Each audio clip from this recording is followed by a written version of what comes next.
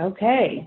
Hello, I want to welcome everyone this afternoon on a beautiful July day that you have joined us to discuss behavioral health integrated into primary care. Many of you have been on our webinars before or participated in our discussion, and we want to thank you for that. This is made possible through the Office of Primary Care and Rural Health, thanks to Ann Alley and her office. So we want to thank Ann and Brent Anderson, who works in that as well. To start off with, I want to make sure that we're capturing who is on this call so we know what hospitals and rural health clinics are participating. So as I say your name or phone number, if you could tell us what your name is, make sure you unmute. That would be great. And we will start with Amy Crabtree. Amy, where are you from?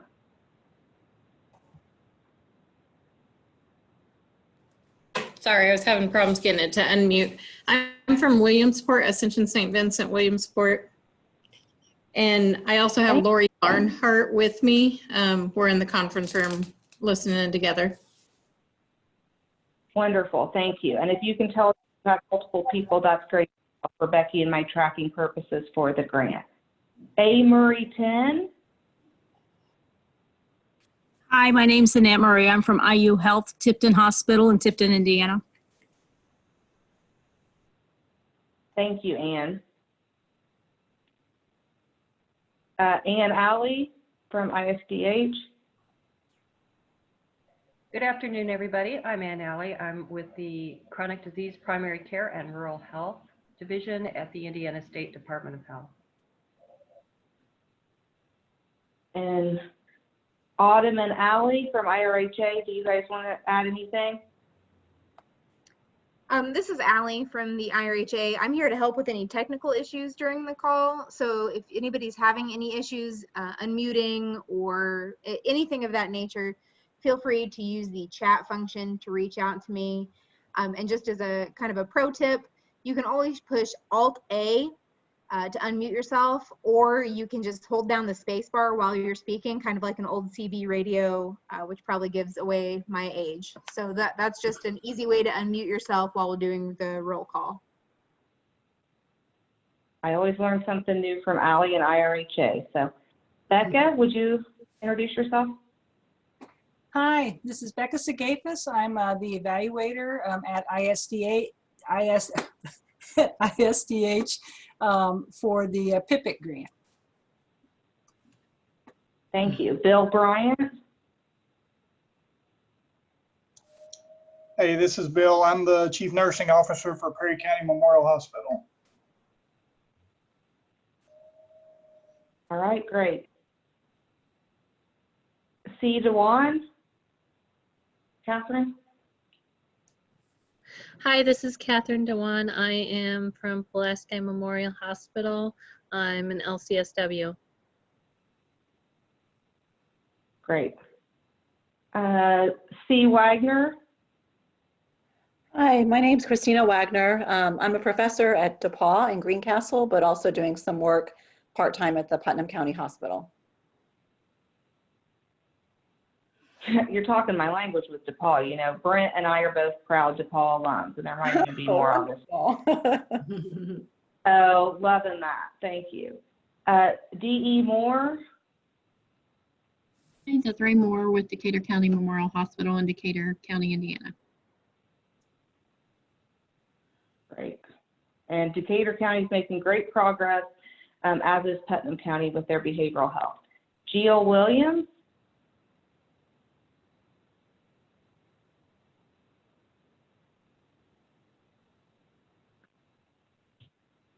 Jill? Okay. Joyce Fillenworth? Good afternoon. This is Joyce Fillenworth. I'm the State Office of Rural Health Manager with the Department of Health. Great. Thank you, Joyce. Jody Barton? Hi, my name is Jody Barton. Jody, you can't cut out for a second. Could you tell us where you're from? Okay. I'm not able to hear her. Nikki King. Nikki, you want to introduce yourself? Hi, everybody. I'm Nikki King. I'm the manager of behavioral health and addiction services at Margaret Mary. We're a critical access hospital, but we have a rural health clinic too. Wonderful. And they're doing great things there as well, as the rest of you are.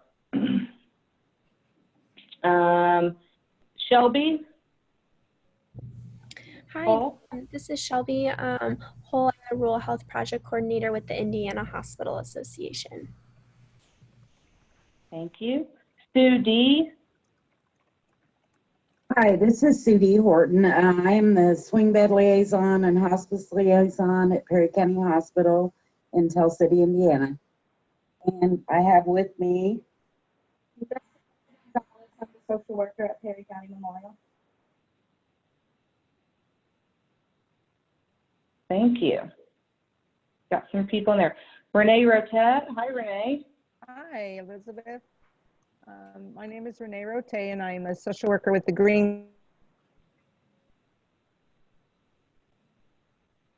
She may have cut out. I know she's at Greene County's Rural Health Clinics. Suki, right? I'm sorry?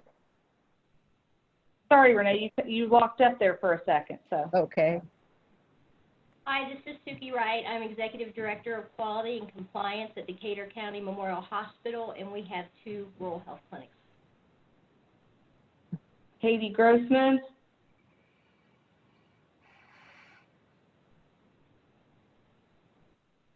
Katie runs those rural health clinics, so I can speak for her.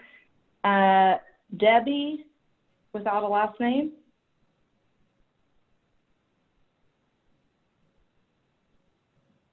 Okay. Diana Ford. Okay, we're losing people. And Jay Reese. There also are some people just by phone. If you want to unmute and say where you're from, we want to make sure we capture any hospitals that we have not captured. So we have Perry County, Pulaski, IU Tipton, Williamsport, Putnam County, and Perry County, and Margaret Mary, and Greene County. Are there any other hospitals that we have missed that are on here? If so, please write it in the chat or you can unmute. Jamaica, Reese, I think, is at Putnam County, so now I can see that. Thank you. All right, we're gonna go ahead and get started. I want you guys to introduce yourself because I know many of you have made connections. I know people might say, well, that's a waste of time or whatever, but I already know many of you have been talking to each other. Many of you have asked, I want to be connected with so-and-so. I'll pick on Nikki for a second. Nikki wrote me and said, I want to be connected with a person that I knew who she wanted to be connected with, even though she used a different name. So we were able to connect Margaret Mary and Pulaski on some billing issues and solve some problems. So it is important that you guys realize all of the hospitals. So if you're at a meeting or you're on a Zoom call or you know somebody, hey, this friend works at these rural health clinics or at this hospital, you can make that important connection. So Woodlawn Hospital and Franciscan Health Rensselaer are both on. So again, if we didn't include you, please put it in the chat so we can capture all the hospitals.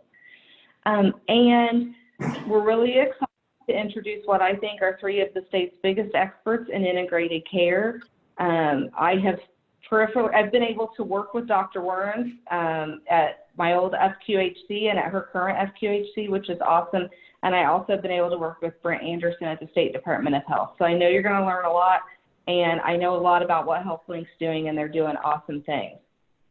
Brent is going to moderate, and he welcomes any discussion. So at this point, I'm going to mute. I'm going to turn it over to Brent to introduce our speakers and let them run their PowerPoint. Thank you. Thank you, Elizabeth. I appreciate you giving me the opportunity to moderate today. And explaining why she picked me, which to me I have to explain. As a practice coach, I work with the health system teams across the state. So I work closely with Mimi, I work closely with Dr. Wernz, and they are 2 of a trio of our best health systems in the state that are working on integration, primary care, behavioral health integration on a grant through SAMHSA called the PIVOT grant, which stands for Promoting Integration of Primary and Behavioral Health Care. So you guys are in for a treat today because I see these guys in action often. And they are phenomenal at what they do. And so we've been talking about using them to mentor some of the other teams in the state. And that's where this venue evolved. And so we've got folks on your side of the equation looking for folks who are already doing it. And today's all about you guys having an opportunity to hear about trauma-informed care, to hear about ACEs.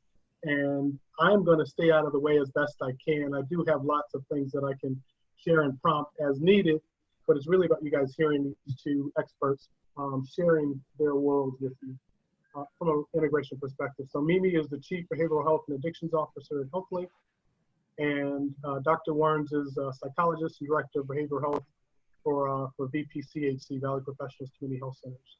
And with that, we're going to have Mimi start us off, and then she'll turn it over to Dr. Wernz. Thank you, Brent. Let me start with, I am an LCSW, and I have been in the field, which I just looked at the amount of years the other day and cringed, 37 years. And I have worked in, I want to say, every setting. So I've been inpatient, outpatient, I've done home visits in the field of behavioral health, in child welfare, in substance abuse, and I've rested in behavioral health. So I've been in Healthlinc 1 year, and as Brent has explained, we are one of the recipients of the PIPIC grant. And one of our focuses in all the behavioral health services that we provide is trauma, and making sure that the staff are understanding what trauma is and how it impacts the clients that we serve. And so in an FQHC, you will find, we work with populations that are underserved. And so one of the things, a lot of our clients, I want to say almost 90% have a history of trauma. So our biggest goal is that the staff understand it and the staff know the best ways on how to engage and intervene in services. The biggest complaint you always hear is he didn't want to come back. Why isn't he taking his medication? Why isn't he doing everything he needs to do?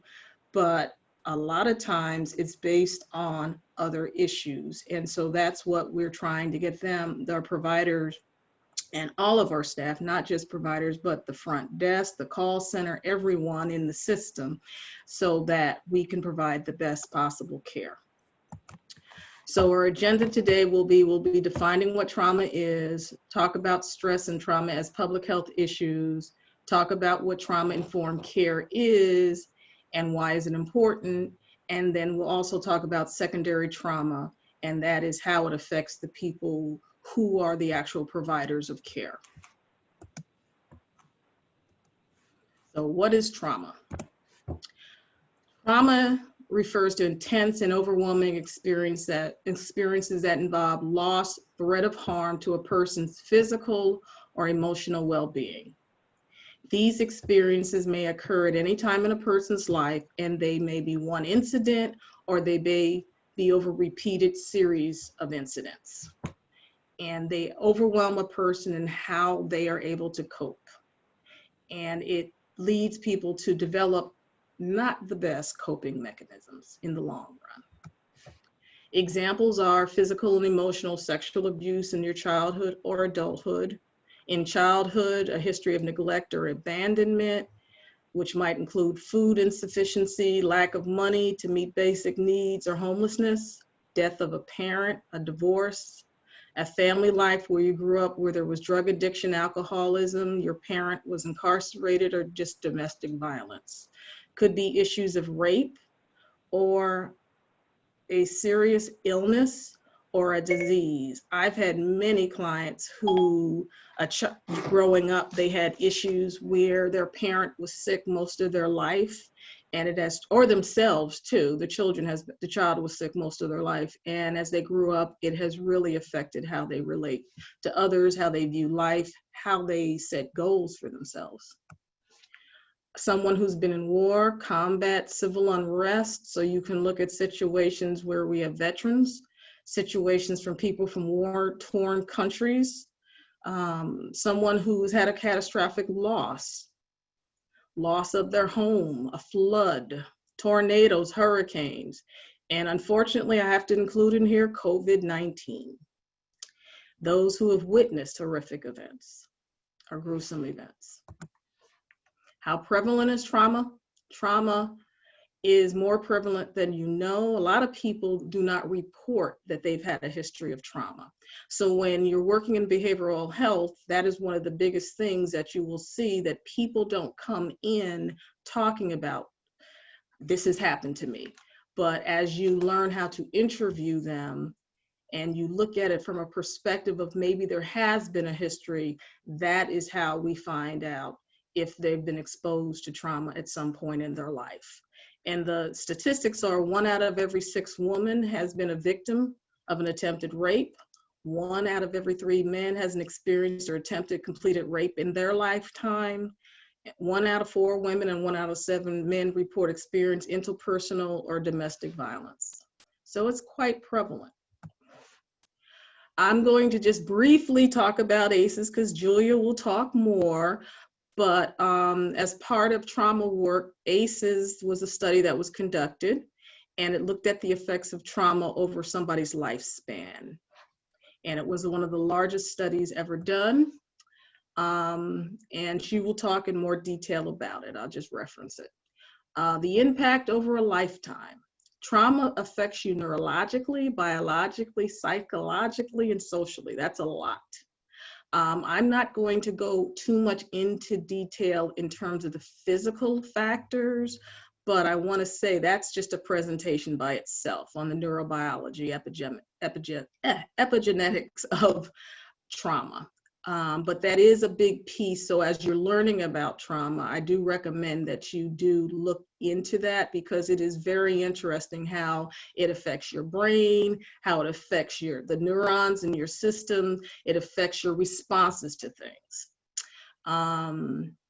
So trauma does have an effect, as I said, on your social, emotional, and cognitively impairs how people respond to things. It affects your health behaviors, how you respond to illnesses.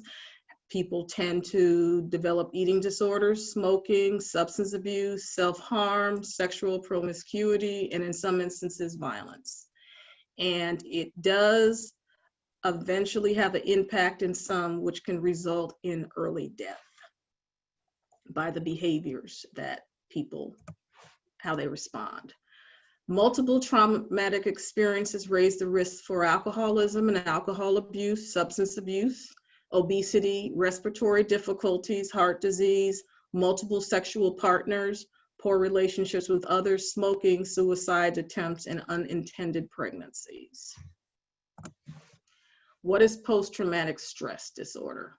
PTSD is a mental condition that develops in response to trauma that has occurred either recently or in at least 6 months or in the distant past. It's chronic, and it can result in nightmares, flashbacks, emotional flooding, attempts to avoid reminders of the events, situations where they could be totally functioning and then something triggers it by a touch, by statements, by locations.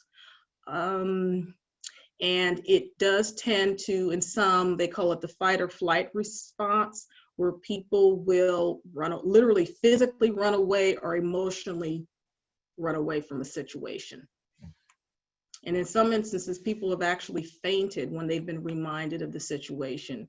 There's dissociative disorder in which people have had multiple. I had a client once in my lifetime. Not many people do have clients with dissociative disorder, but I had one who had 5 personalities, and she had been abused as a child, and she used the personalities as her way of coping with the actual trauma, and it was from her father. And so each personality represented one where she was able to fight back, and then the other ones were in one, that personality controlled the other personalities, and then the other ones were very childlike personalities.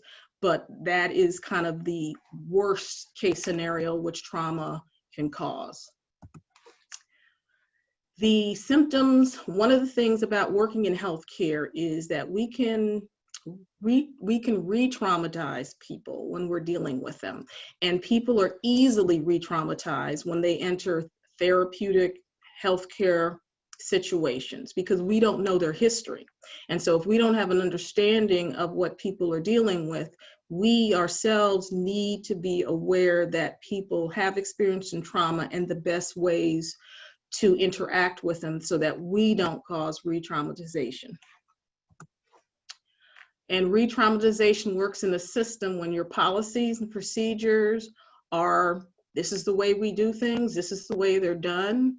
We have a client go from the front, say when they call in, to the front desk, to the getting back to being sat in an office. They're telling their story over and over and over.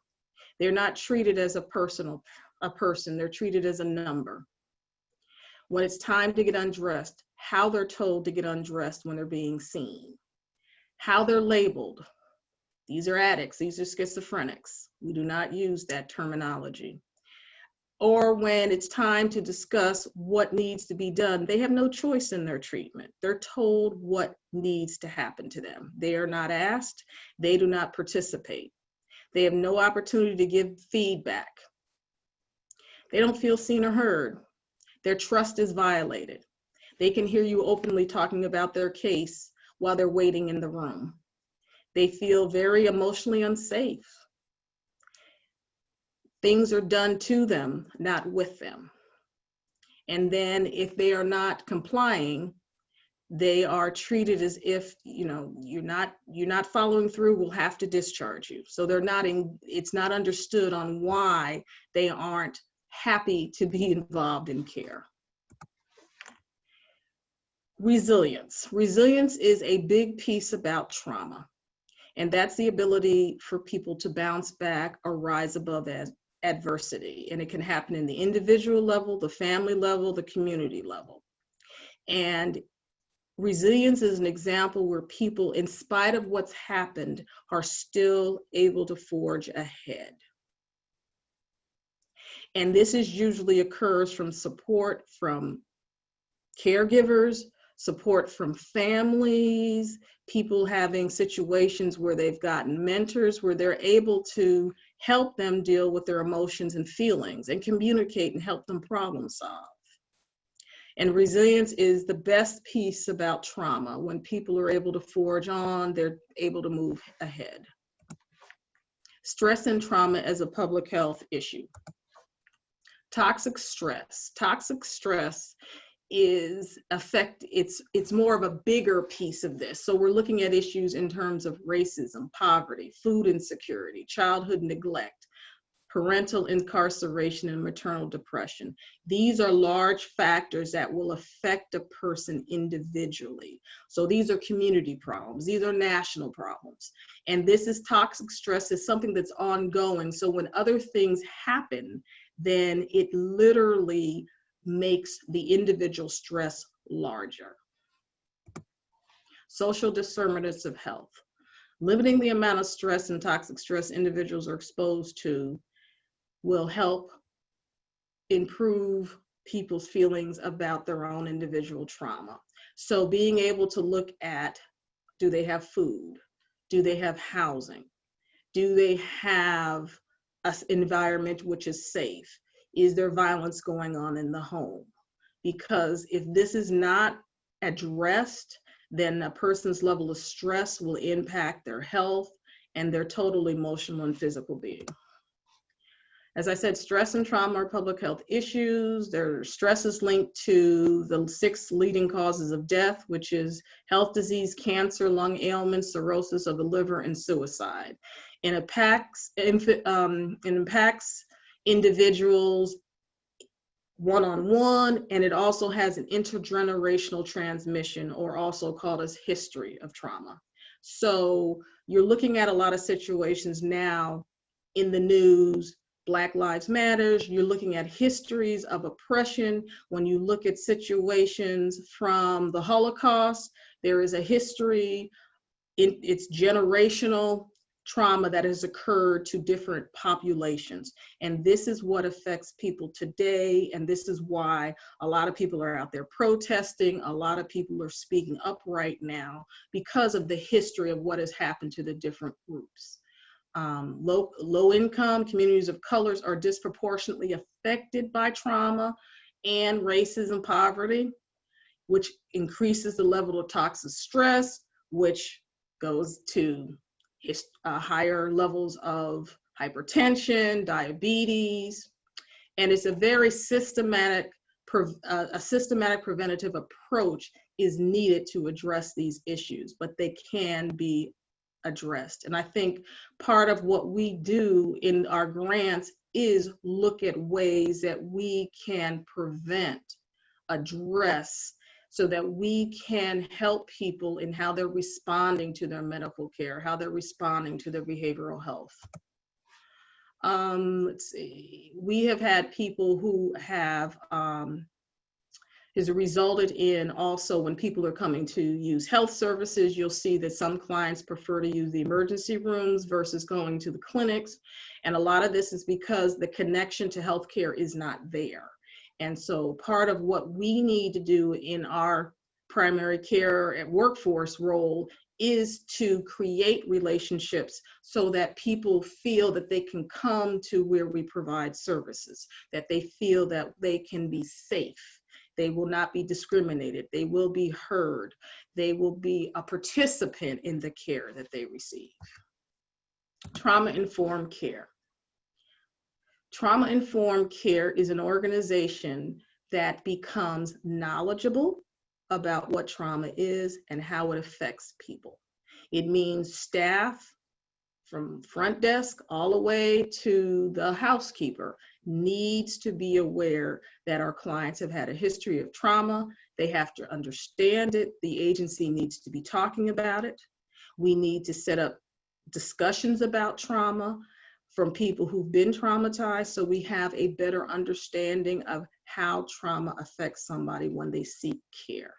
Because our goal is for them to recover, for them to be able to be flourishing individuals in the community. Why is it important? It's because it's how a person copes. So when you see your clients coming in, if you see they're overeating, if they have high-risk sexual behavior, if there's substance abuse, that is related possibly to history of trauma. And a lot of the health outcomes, emotional and physical, will improve if trauma is addressed early on. If we see barriers to people receiving care, then we need to address the barriers. Many times you'll have clients coming in and they'll say, well, I missed 3 appointments because I didn't have transportation. So we need to be thinking about those things. It might not be that they refused to come, they could not get here. So the calls before an appointment are important. Trying to find out, is there a way that transportation is available for them to make visits is important. Trying to see, maybe their child was sick, no one else, they didn't have childcare. That might be a barrier for them to receive care. Why is trauma-informed care important? We really don't know our histories of our client, especially those coming into the door new. So we need to be aware of the possibility that trauma might be affecting how they do come to us. We need to know how to ask the right questions. And we need to make sure that when they do enter our organizations, that they feel physically safe and that they can trust the environment that they enter. Common misconceptions are, I have to screen everybody for a history of trauma. You don't have to screen everybody, but you need to be aware that trauma exists and that this person may not tell you without being asked questions, but they might be standing there and might have had a situation where they had no food for the last 3 days. Patients don't want providers to ask them invasive questions about their past. It's how you ask those questions, okay? And if a patient becomes upset, it's how you manage that situation. Because patients' current health is truly related to their traumatic past. Let's skip that one. Trauma-informed care can improve your rapport with the client, increase their engagement in preventive care versus ongoing care. It can reduce your stress and burnout. You can create better linkages with other providers, with the client in the community, and we are able to provide better patient-centered care. intersects so many different ways with culture, history, and race, gender, location, and language. Trauma does have effects on systematic inequity, as I've mentioned before, so staff also need to be culturally aware and responsive. One of the things I always recommend is there needs to be training on trauma, but there also needs to be training on cultural competency, understanding of health equity, understanding of health disparities, because they're all interrelated in the work that we do. And if your organization is willing to become trauma informed, you start with looking at your policies. You start looking at your job descriptions and to see, are they comprehensive? Do they invite all clients for you to service? You want to make sure that there aren't policies that are discriminatory, and they might not have been the actual thought it would be, but they actually could be looked at that way. Sometimes our policies can re-victimize clients unintentionally. We also need to make sure that our physical environments are safe. One of the things is, and we're in the process of doing our trauma evaluation, is looking at the physical setting of where your clients come to. Is it light, bright, dark places? Are there nooks and crannies that could be unsafe? And people could see it as being unsafe environments. This is quite important when you're dealing with clients, to really be aware of those types of things. Are the seats too close together? Or is there spaces between the seats? Another piece is the secondary trauma. And I got a few minutes. So just want to talk about that in terms of, as we are caregivers and we're working with clients who have a history of trauma, one of the things that happens is that we tend to emote and provide our care so passionately, and we take in a lot of the stress and the situations that clients have been in. We also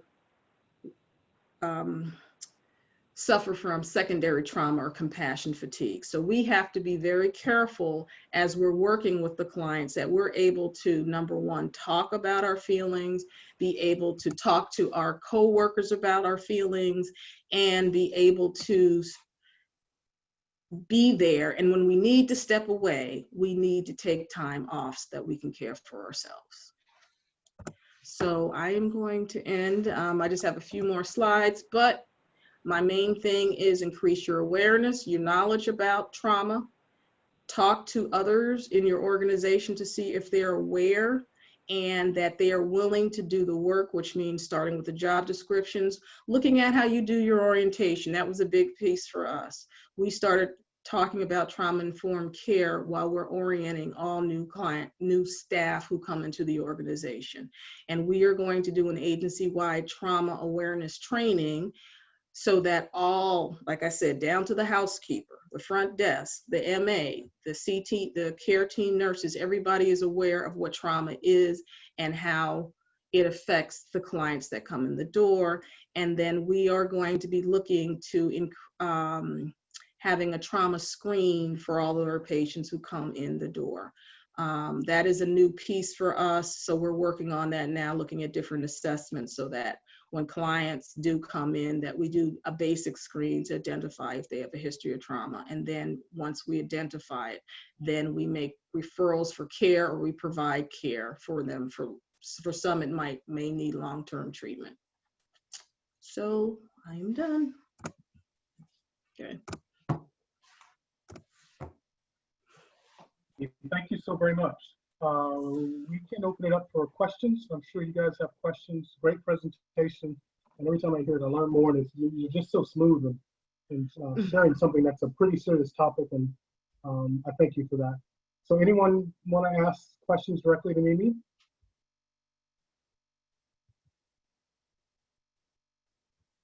You're muted, Elizabeth. I had a question. Mm-hmm. So do you have a specific forum or protocol when you do have employees who have experienced vicarious trauma?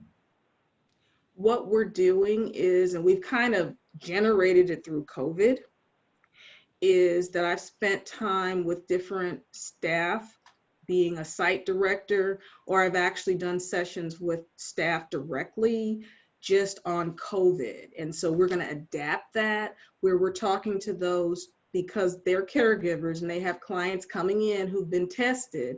Some have passed. So our staff has been, you know, in a lot of grief. Just there's number one, dealing with it from the perspective of themselves personally, then their families, and then their clients. So we've done a lot in terms of talking about how does this affect you? How are you able to go on? We've recommended that people, if they need to take time off, to take time off. We've recommended that people also go to EAPs to help them with dealing with this. We spent a lot of time these last 4 months really talking to them. And so, like I said, we've done it in the management staff meetings, and I've also done it actually with individual groups of staff. So this will be in terms of how we, I don't want to say root cause analysis because we're an FQHC, but that's the type of work. We found the need, we addressed it, and we developed kind of a protocol of how to work with people on an individual level, a group level, management level, and then well as having the EAP available to provide services. Because COVID has been rough. I know many of our clinics are mostly, a lot of them see mostly Medicare and aging rural populations. Could you address specifically how you deal with the old white folk farm mentality with trauma in a way that's acceptable to them? You start where the patient is, number one. You want to find out from them why they're coming in for care. As they're coming in, I start with family, okay? And I like to hear stories from people. And so as I'm getting stories is how I'm able to kind of historically find out what's happened to them, what's gone on with them. And so people, if I said to you, have you experienced trauma? You will not answer. But if I ask you in a certain way tell me about your family, how it was growing up, I'm trauma informed, so I'm going to be looking for different ways to hear how your life has been, how you've seen your life. And that's how you're able to, from that history, kind of get a sense if something's happened. I've been able to work with people who I've heard the first session, they just broke down and told me their whole entire life's history. I've had situations where it's taken 6, 10 sessions, and then all of a sudden I've been smacked in the face with, oh my God, this has happened to you all along. I don't push it. I just know when I'm hearing the questions, how and what the answers mean. Just a quick story. I had a lady came to me and she had had a car accident, was afraid to drive. She was 67 years old.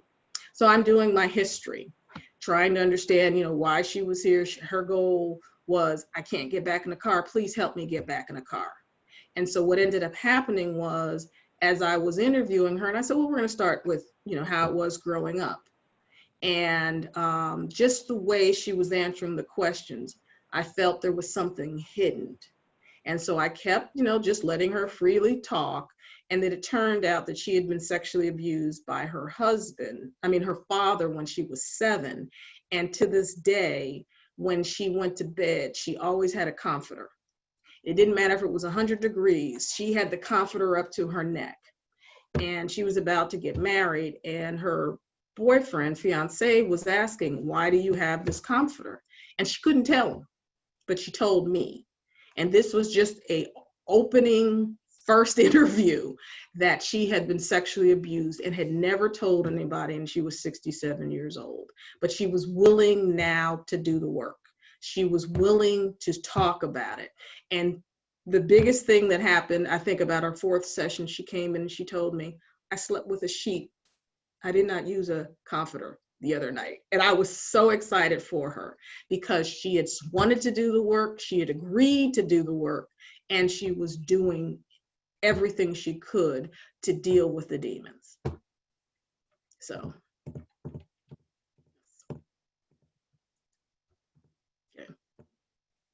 Wernz, did you have something you wanted to add? I thought I saw you wanted to say something.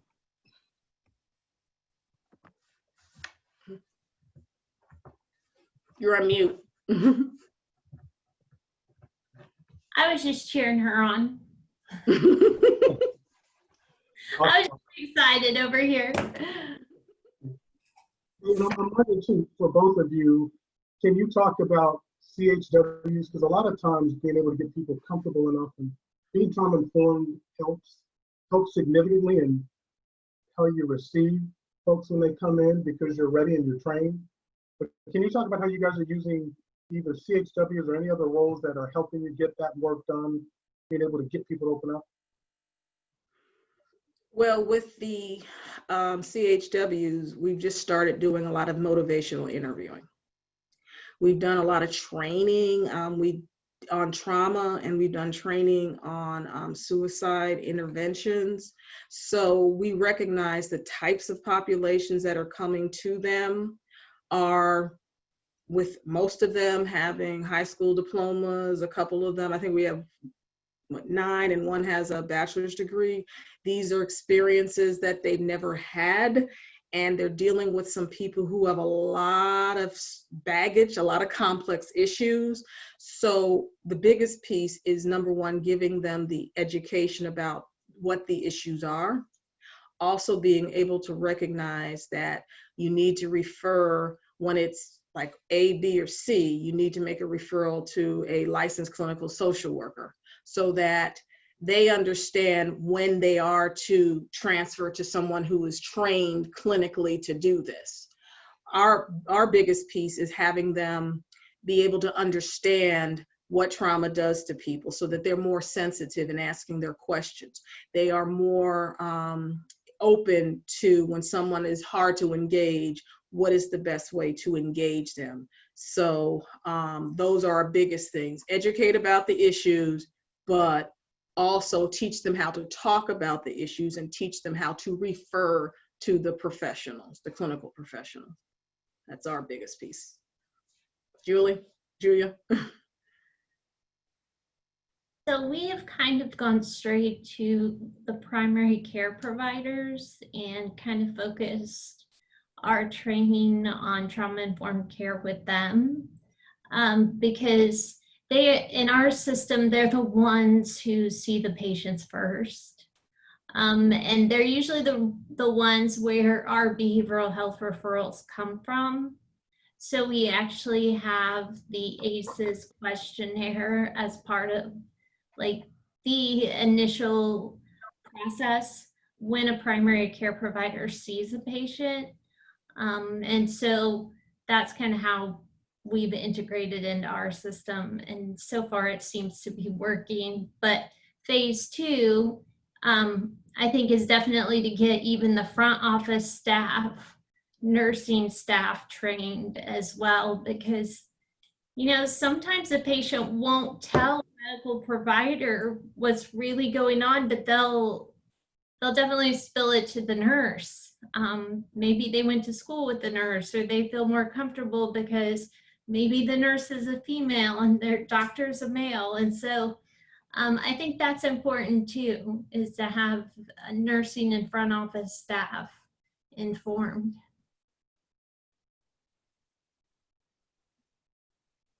Thank you guys both for sharing. So I don't know, we've got plenty of time, right? We're going until, what time are we done? Should we ask more questions or going to let Dr. Wernz? You're muted, Elizabeth. You're muted, Elizabeth.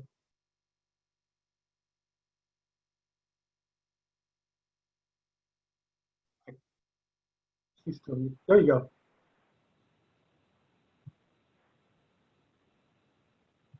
Well, I still can't hear Elizabeth. I don't know if anybody else can. So, Dr. Wernz, okay. You want to go ahead and there you go. Dr. Wernz, you want to go ahead and do your presentation, then we'll have time at the end, because I have a lot more questions, but I want to make sure everybody else, this is for them, not me. So I want to make sure you get to share your ACEs story and then open it back up. Thank you. And if anybody has questions as we go, I really like dialogue, so please feel free to jump in. I would like it to be a discussion format. So I have privileges to share my screen. We'll see how it goes. There it is. Okay, that worked.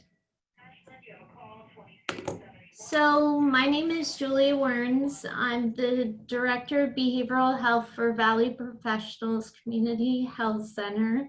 I've been there, I can't believe it, for 12 years in August. So when I started working at Valley Professionals, Elizabeth was with me, and people did not want me there. They were so afraid that I was going to bring all of these people with a lot of issues into the clinic. And really, like, once we sort of de-escalated anxiety with our staff, they realized, oh, these people are already here.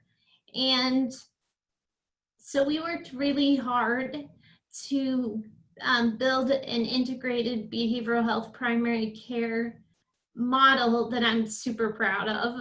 It's actually one of my passions. And we've added psychiatry, addictions, case management, community health workers, dental, chiropractic services, acupuncture. So we've been able to add a lot of other aspects of care. And my goal is to keep it as integrated as possible. And I'm kind of a big picture person, so I don't do really great at the details of things, but I really love the program development and trying to figure out how to make it all work together to provide the best possible quality integrated care for the patient. So that's my favorite thing. My second favorite thing is working with patients who've experienced trauma. I do EMDR. It's something I'm personally addicted to doing.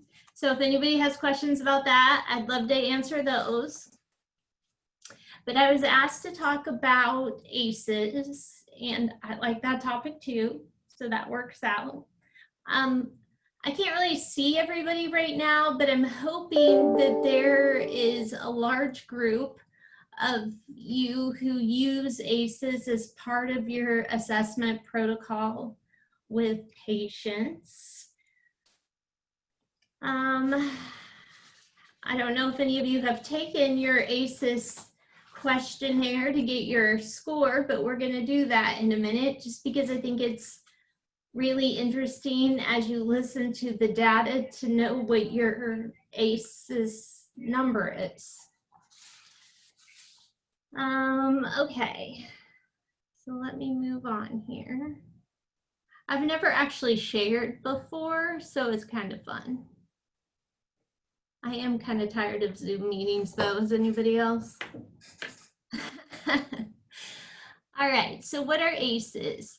They are adverse childhood experiences.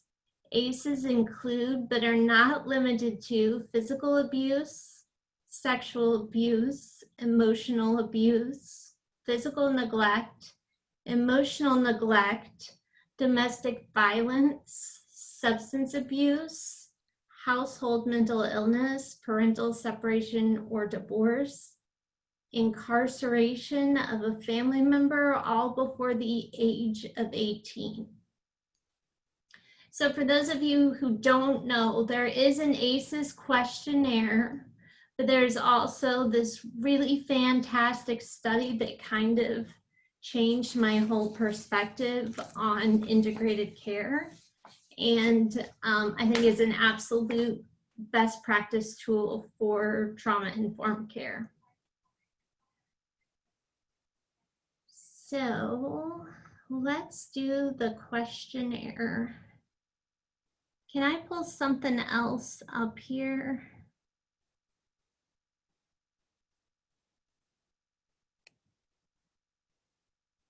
Well, let me do Not a that. problem. If you just minimize your PowerPoint, we should be able to see what's behind your PowerPoint. Okay. Thank you. That's not it. Sorry guys, bear with me. That's not it.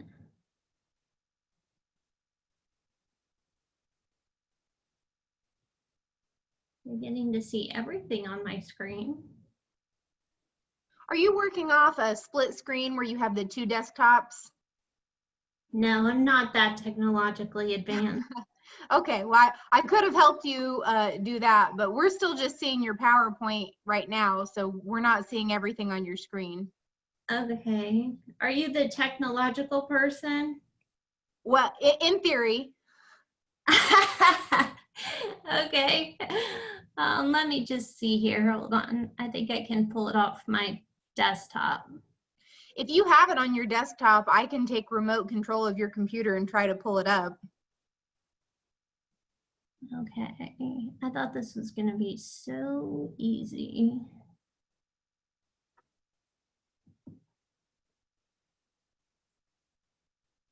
Okay, so I see it. So can I do a new share? Yeah, go ahead and try to do the new share because we're still just seeing your PowerPoint. Okay.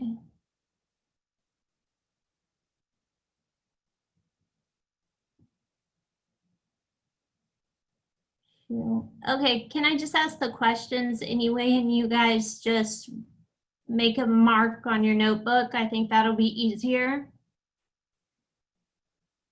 Okay, number 1, and this is all before the age of 18.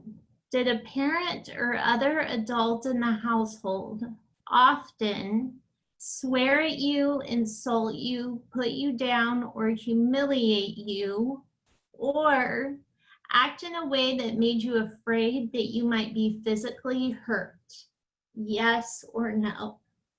And if it's a yes, you got a point. Number 2, did a parent or other adult in the household often push, grab, slap, or throw something at you, or ever hit you so hard that you had marks or were injured? Yes or no? If yes, it's another point. Did an adult or person at least 5 years older than you ever touch or fondle you, or have you touched their body in a sexual way, or tried to actually have oral, anal, or vaginal sex with you? Yes or no? If yes, put a 1. Did you often feel that no one in your family loved you or thought you were important or special, or your family didn't look out for each other, feel close to each other, or support each other? Yes or no? If yes, add a 1. Did you often feel that you didn't have enough to eat, had to wear dirty clothes, had no one to protect you, or your parents were too drunk or high to take care of you or to take you to the doctor if you needed it? Yes or no? If yes, add a 1. Were your parents ever separated or divorced? If yes, add a 1. Was your mother or stepmother often pushed, grabbed, slapped, or had something thrown at her, or sometimes or often kicked, bitten, hit with a fist, or hit with something hard, or ever repeatedly hit over at least a few minutes or threatened with a gun or a knife? Yes or no? If yes, enter a 1. Just 3 more. Did you live with anyone who was a problem drinker or alcoholic or who used street drugs? If yes, add a 1. Was a household member depressed or mentally ill, or did a household member attempt suicide? If yes, enter a 1. Did a household member go to prison? If yes, enter a 1. And then you add up those points, and that's your ACE score. Okay?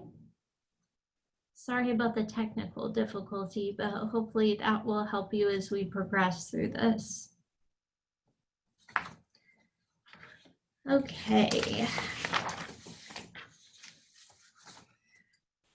So the study, we just talked about the questionnaire, but the study, the CDC Kaiser Permanente Adverse Childhood Experiences, or the ACE study, is one of the largest investigations of childhood abuse and neglect and household challenges. And I put the egg in parentheses for a reason.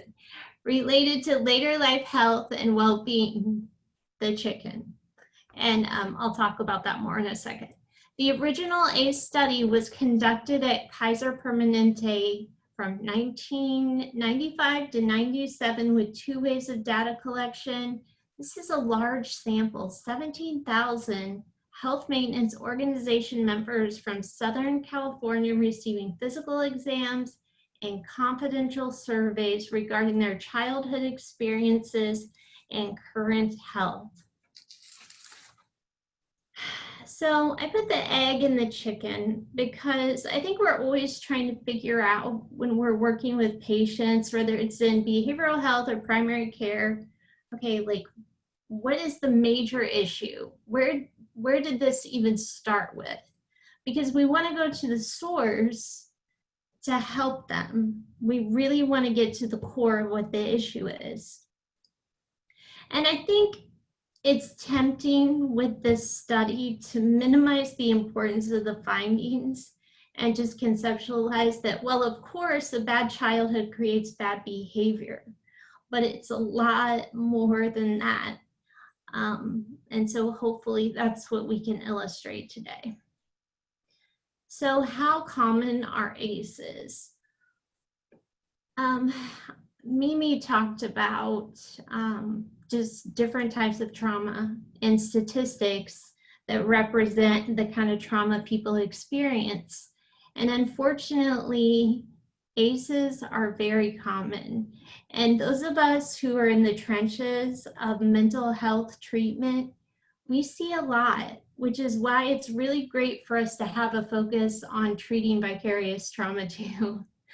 But for this study, 36% indicated no ACE, 26% experienced one, 16%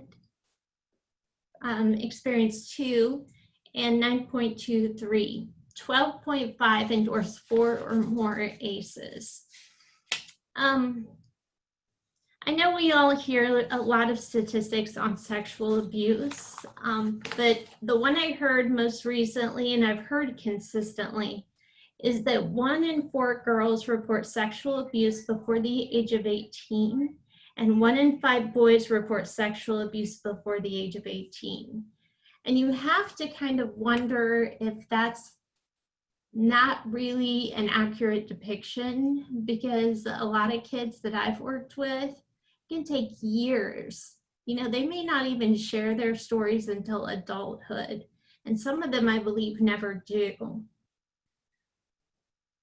So I'm guessing even during the gathering of this data that there was probably some minimalization that happened as they filled out those questionnaires. So this is the way they kind of broke the data into categories: abuse, which included physical, emotional, and sexual; neglect, physical and emotional; and then household dysfunction. I'm gonna move my box so I can see it all. Mental illness, an incarcerated relative, domestic violence, substance abuse, and divorce. And it's interesting because as I have patients fill out this questionnaire, a lot of them are like, I didn't know that that was trauma. I didn't know that that was such a big deal, because it's all they knew. And it certainly wasn't something that maybe was different from the neighborhood they lived in or from other family members. And so for them, they just kind of accepted it and went on, not realizing how much it had to be impacting their emotional and physical health. So this is, you know, I know some people are visual people, and this just kind of breaks the data down more to show that 11% experienced emotional abuse, 28% physical, 21% sexual. I'm going to jump over here to neglect. 5% or 15% emotional neglect, and 10% physical neglect. And I know for those of us who work with kids who've experienced trauma, a lot of them will say, I would have so much rather they physically abused me than ignored me.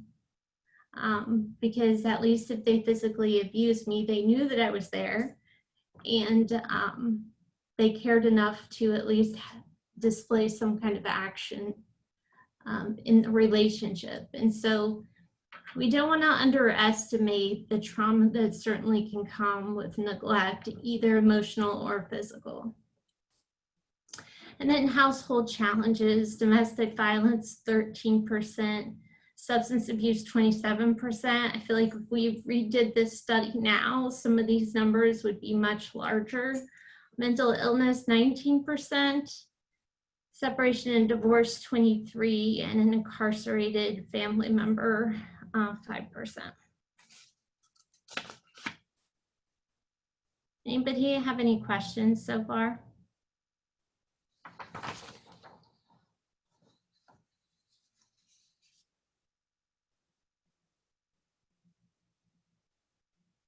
Okay. So, why is this important? The study provided strong evidence that childhood experiences have tremendous lifelong impacts on health and quality of life. And this study showed dramatic links between adverse childhood experiences, risky behavior, psychological issues, serious illness, and leading causes of death. And so I'm just going to read off some of the more specific data that came out of this study. And if you want to just don't fall asleep, but if you want to just lean back and close your eyes, some of this just really hurt my heart as I was reading it. So for individuals with an ACE score of 4 or more, their risk of having COPD later in life was 2.5 times more likely than someone with a 0. For individuals with an ACE score of 4 or more, their risk for developing hepatitis was 2.5 times more likely than someone with a score of 0. For individuals with an ACE score of 4 or more, they are 5 times more likely to develop an addiction disorder or have a substance abuse history. For individuals with an ACE score of 4 or more, they were 4.5 times more likely to experience depression. And this one just kills me. For individuals with an ACE score of 4 or more, they were 12 times more likely to commit suicide. An ACE score of 7 or more significantly increased risk for developing lung cancer, and they are 3.5 times more likely to have heart disease. For individuals with an ACE score of 4 or more, they have 20 years less of a life expectancy than somebody who had a 0. 20 years less. So the study looked at these specific behaviors, lack of physical activity, smoking, alcoholism, all the things you would think, drug abuse, missing work. When I see those behaviors, and I know the clinicians watching, when you see those behaviors, you automatically think depression, social anxiety. Like there are reasons why people display those behaviors. severe obesity, diabetes, depression, suicide attempts, STDs, heart disease, cancer, stroke, COPD, and broken bones.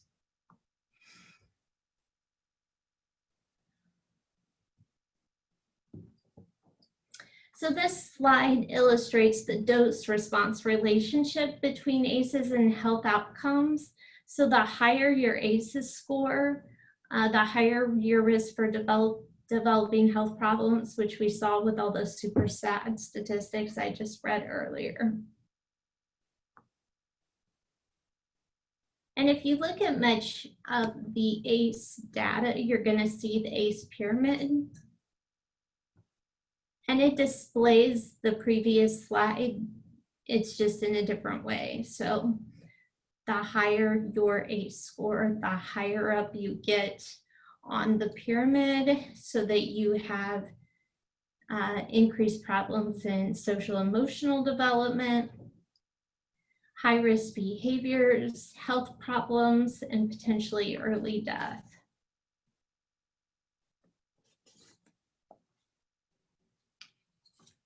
We understand how ACEs adversely impacts brains and bodies of children, and Mimi kind of touched on that a little bit. You know, when I first came into the field, we didn't have as much information on brain imaging research and how different parts of the brain control different types of functioning, and how certain medications or certain drugs can damage different specific parts of the brain. But we know that adverse childhood experiences severely inhibit prefrontal cortex development, which is necessary for functions of impulse control and critical thinking, both of which are super critical for learning. MRI scans have shown significant size difference in amygdalas, which is the brain's fear response center.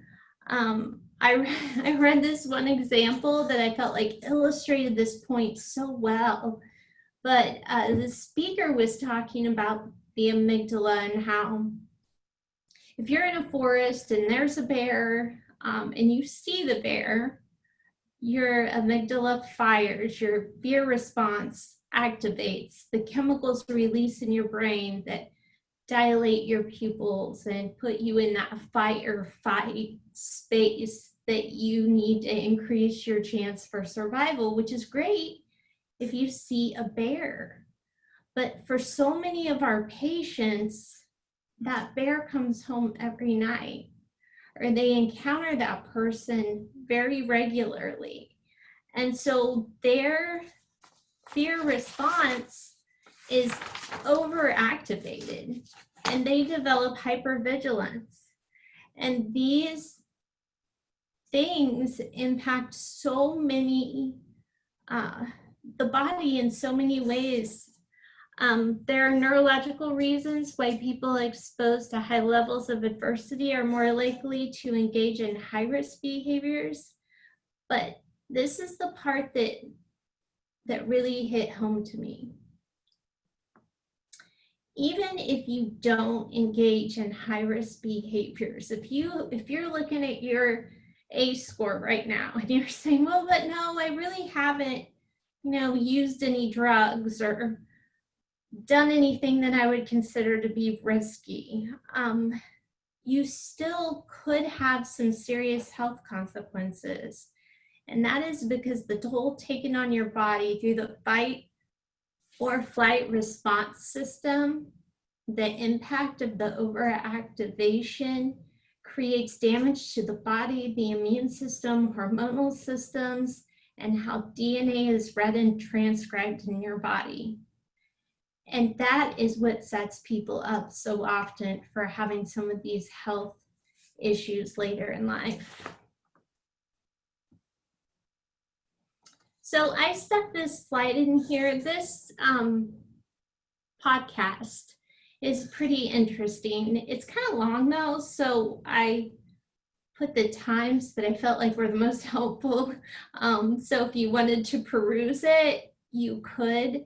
But this doctor is one of the first pediatricians in the country who kind of grasped onto the ACEs and what it meant, and started transforming the way she treated patients and also just healthcare in general, with the data and with the ideas that came out of this study. And there's a couple of quotes of hers that I really liked. Also, I found a couple of other quotes that I would like to end with that I felt like kind of really stressed, and I think Mimi used one of them, but just stressed the importance of this in our mission and what we do to improve the quality of life of our patients. It says, ACEs is truly a public health crisis, and our job is to use what we know for prevention and treatment. And I think the prevention piece is a place where we need to do a whole lot of work. You know, when we're talking to parents at Well Child Visits about the fact that they need to put the electrical outlet blocks in the outlets, you know, that's a great time to talk about the fact that, listen, if your kids are experiencing really stressful things, this is what's going to happen to their brains. These are the potential outcomes for them later in life. The other quote that I really appreciated was Robert Block, and he was the previous president of the American Pediatrics Association, and he stated adverse childhood experiences as the single greatest unaddressed public health threat facing our nation today. And I think that's absolutely true. And when I kind of grasp a hold of this, I feel like Brent and I are kind of on the same page. Like, I got really excited about it, and I thought, okay, like this is going to change a lot of things in healthcare. And I happen to think that Indiana is like one of the best places to practice. And so I thought, we're going to be able to really transform. This is going to be a movement. But you know, it really hasn't caught on like I hoped it would or like I thought it would. And I'm not really sure what all the reasons why are, but part of me has to think that even for ourselves, as we fill out that questionnaire, it's kind of hard. It's kind of hard to own the fact that, yeah, we have experienced some of those things and they could likely be impacting our lives as providers in mental health or behavioral health. I don't know if I can say suck on here, but we suck at like actually taking care of ourselves, like actually getting our needs met so that we can do a better job in the exam room or in the therapy room. You know, I think one of the trickiest things with collaboration is we all often want the same things, but we all speak different languages. You know, sometimes when I'm trying to talk to my medical director, I just feel like I'm talking to, he's great, but I feel like I'm talking to a brick wall because it's a very different language, but it's worth it. Like, it's absolutely worth us to kind of push through some of those barriers and do the education and get everybody on the same page so that we can do as early intervention as possible for these kiddos, and then for the adults, treated at the core, you know? So I'm sorry, that was my soapbox. Thank you so much for having me, and I will take any questions you have. Thank you, Dr. Wernz. Outstanding presentation. So let's open it up to anyone that wants to ask questions directly, either in the chat or to Dr. Wernz. Please feel free to.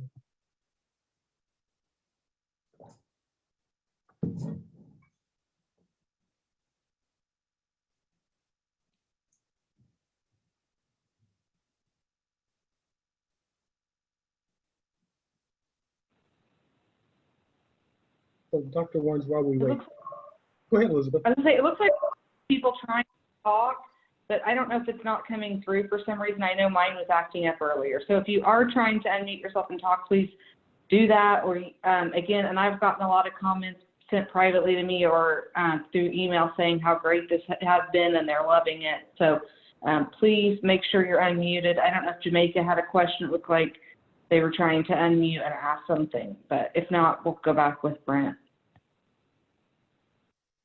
Talk to me. I want questions.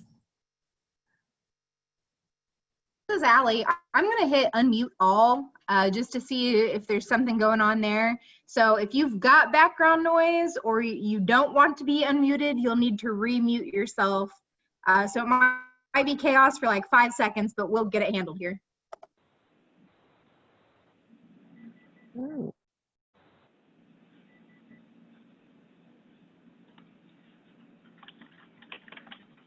Do you have questions?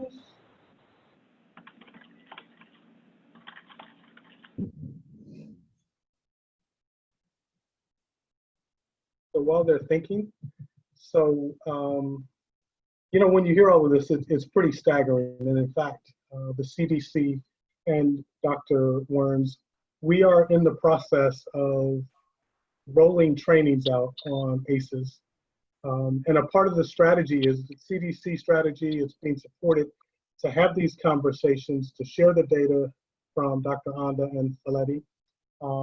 They began this work back in 1990, just looking at the impact of, you know, adverse childhood experiences, looking at neglect and what kids go through, and began the journey of finding all of this rich data out on the impact of childhood trauma. And so it's the number that stuck out in my mind, and it's easy to share. It's, you know, an ACE score, and those 10 questions, there are other traumas that are more dramatic than those 10, but that was what was used back in 1990. And, you know, an ACE score of 6 will literally take off 20 years of your life. And so that one sticks with me, and you rattled off a number of other things. One interesting piece from the study, 17,000 folks. These are folks who are mostly white, middle and upper middle class, college educated, San Diego folks with good jobs and good health care. So if you think about that and extrapolate from that, what you got in rural America, what you guys in urban America, what we deal with, you know, this data is staggering, and it didn't come from some of these populations of folks that we work with on a daily basis. So I just wanted to share that. And once again, open it back up to see if anyone has any questions.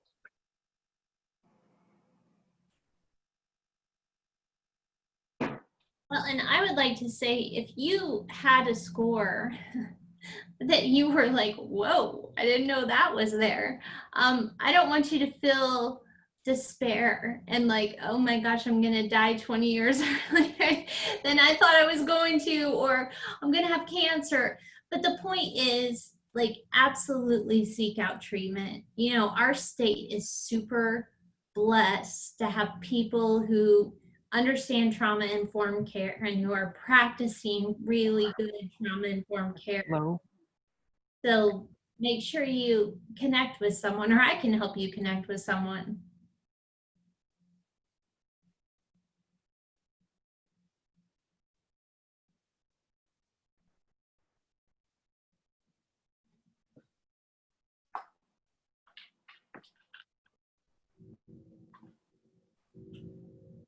You guys are awfully quiet. Is it always this quiet? I was going to say, come on, Nikki, Katie, Catherine, I know some of you were all excited about this, so I need a good question here. I know, Renee, we have some great providers on here, so this is your chance. I know a lot of you are really excited about this. And thank you to those that are sending me your attendance and that you have multiple people in the room. I appreciate knowing that for our grant tracking. Keep that coming.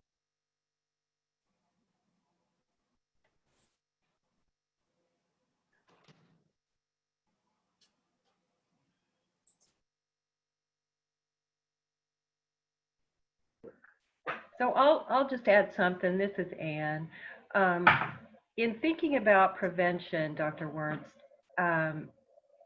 what kinds of community clinic linkages have you been able to establish, or are you frustrated with the lack of referral possibilities in your area?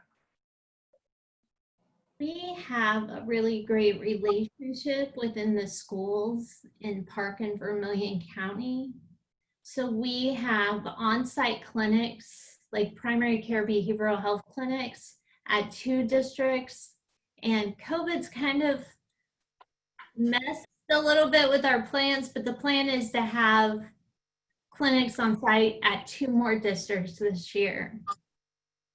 So that gives us an opportunity to do workshops with teachers and faculty at the schools. We get direct referrals for behavioral health and primary care from them, but we also have pushed to go even younger because early intervention, the earlier the better. So we have started doing presentations on trauma-informed care and ACEs with Head Start in our area. And so far, those are the efforts we've made for early intervention and prevention. For us, we have clients who are substance users, and we have peer recovery coaches. And so they're going out in the community working with pregnant mothers. And at that point, we're providing parenting education for them so that we can address the parents' trauma before, so that with the hope that as they bring children into the world, some of the issues are out in the open. So we are currently doing that for about 15 clients, and our goal is to expand the amount in the future. And it helps to be working with the mothers who have histories of trauma so that they don't traumatize the unborn child. So. Cool. Cool.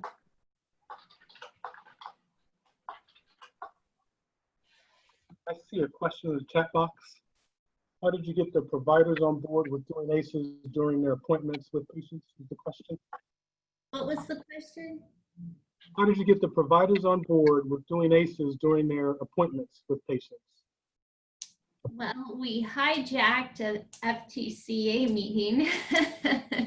And no, really, we have a few providers who feel a little more inconvenienced by some of those initiatives, as I'm sure Elizabeth can remember. But overall, we have a team of providers who really believe in integrated care. So it really hasn't been, we have one site of our 7 where it's a little bit more of a struggle. But overall, they think the ACEs is neat. And they're pretty mental health, behavioral health aware. Now, I will tell you, I'm a little more anxious about like the nursing staff and the front office staff. I definitely have noticed, unfortunately, kind of a stigma, almost attitude where they feel this, they're not valuing our addictions program patients and some of our behavioral health patients like I would like them to. And so that's why we've decided to start putting together this curriculum for everybody else. We have separately with our providers, all our staff, we've done mental health first aid training and some psychological first aid. So in our 14 clinics, there's an acceptance more so than I want to say a year ago, I can say, in terms of working with clients who have behavioral health issues. And it was new for us starting January last year for clients who have addiction history. We service them, but now we're providing MAT. So I think in combination, a lot of education, a lot of time spent on developing the processes in the clinic, a lot of time spent in listening to how they feel about providing the service. We're fortunate we have 16 providers providing our MAT services, and we have one more clinic, and then all the clinics are going to be up and providing the service. And we've been fortunate because those who wanted to go out there and do this are really committed and understanding of addiction and the types of issues clients have. And so our BHCs are also really good because they're all been like in the field at least 15 years. So all of them bring with them trauma, work history, and ability to work with this population. So I can say, because I've worked other places, we are fortunate in the kind of group we got together to be able to do the work. Another question that was asked, sent to me privately via Zoom, is the ACE completed during the initial appointment in a clinic, or what is the time frame to give again? Is that even indicated? I don't know if there's like a specific standard that they suggest that you use with how often you give the ACEs, but we definitely do it every 6 months. The first part of the question was nursing does it with the patient on their first appointment when they're going through and setting goals for their care. That's one of the assessments they do. It's one of the SMART forms in our electronic medical record.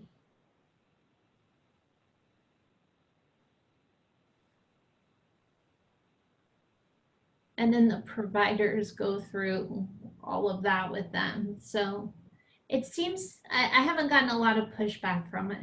It seems to be going okay. And I think it does increase referrals to behavioral health and addictions.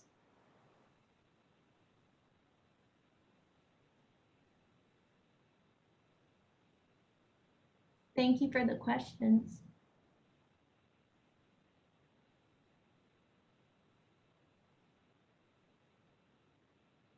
Dr. Wernz, you have me excited because I don't want to steal the show. So I'm trying to give folks time to think of questions and generate them. So I'm going to throw another thought out. A part of the reason for having the discussions about ACEs, and you did a wonderful job of sharing the research and the data. A part of the plan is to, and this is where hope and resilience and being preventative, to have these conversations about trauma and ACEs so that we make it more commonly understood that we all deal with trauma and ACEs. And to really begin to have more conversations in our communities like this, where we can begin to say, we've got to do something to stop the generational trauma that has been a part of what we've all gone through. And you can see in the study, you know, you're not talking about, you know, poor folks. You're talking about folks who have insurance, folks that you would not think would have outcomes like this. And so a part of the strategy is to have ongoing conversations in communities. There are folks who've been trained now in ACEs. You just did a wonderful job. How can we have these discussions with our rural folks and do it in the hospitals and do it in those areas so that we can begin to talk about what we can collectively do to stop the generational trauma that's been a part of, you know, these outcomes that are, they're staggering. So I just wanted to share that big picture. This is all about hope and resilience and being preventative, and it starts by having these discussions. I agree. I have kind of a funny story about it. I have a friend who's a director of a local library, and I was, you know, super excited and telling her about the ACEs. And so she started, because, you know, libraries are a place where a lot of our lower socioeconomic status community members go and spend a lot of time. And she was having issues with how some of her employees were reacting or responding.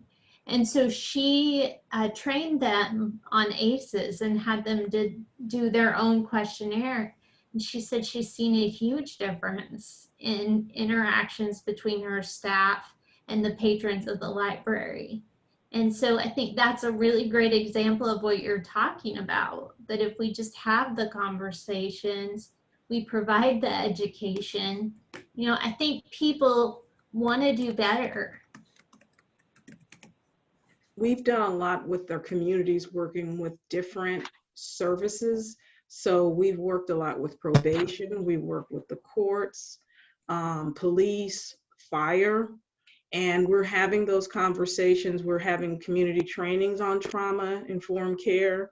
And so it helps that they are able to come, and we do this through a lot of what we do with our substance abuse programming, but they come and then they're able to hear about it and then they bring it back to their offices. And we've had instances where we've actually been asked to speak to different groups of people.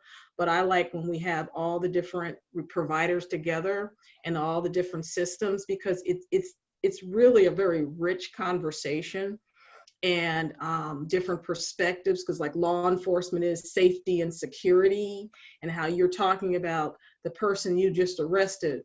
This is what happened to them prior to you arresting them. And then that gives them better understanding of what they're doing. And a lot of our police officers we're working with are into community policing and looking at policing from a different perspective.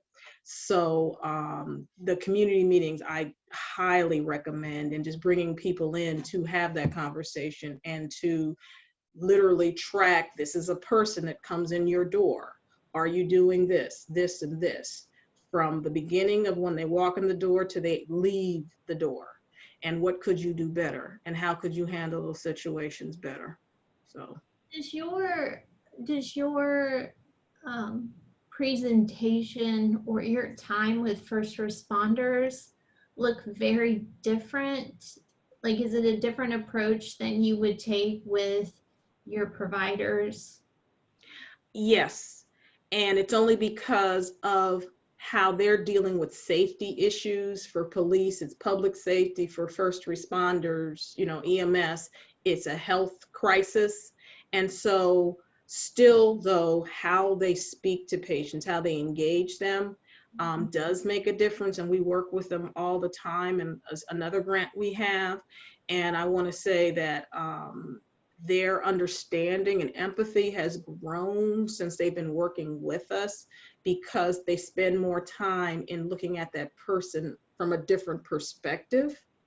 Yes. And they become better. When I have a police officer giving a client their personal phone number in a rural community and saying, I want to be there for you. I've arrested you. I know your mother. I know your sister. I went to high school with your brother. But I'm going to give you my phone number.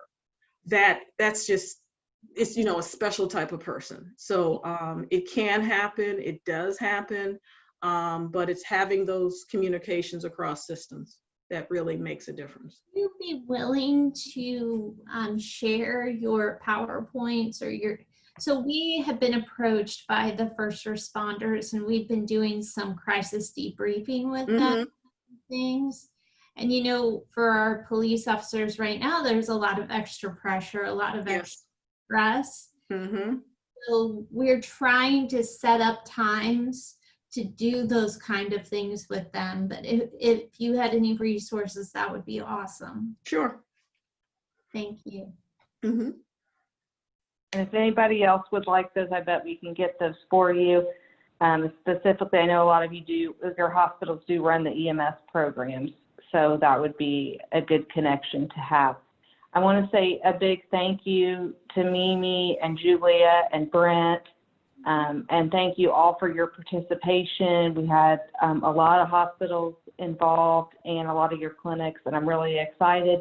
I know a lot of you have already been emailing me, you want this information or you want additional information. So I'm really excited about that. So if there's anything else we can do for you, you can always come to Becky Royer or myself, and the recording will be going out as well. If you need that, feel free to email me directly so we can make sure that you get that, but we'll also be sending it out to the list. Again, thank you for your time. I'm getting a lot of people very excited about that and very excited to implement many of this. So thank you so much. I know I learned a lot. And again, if you need to contact Mimi or Julia, let me know. I'll be glad to facilitate those introductions as appropriate. Thank you all for your time. and we appreciate everybody's efforts. Again, bringing integrated care to Indiana is a big passion of many of the people on this call, and we want to keep that growing and expanding. Thank you all.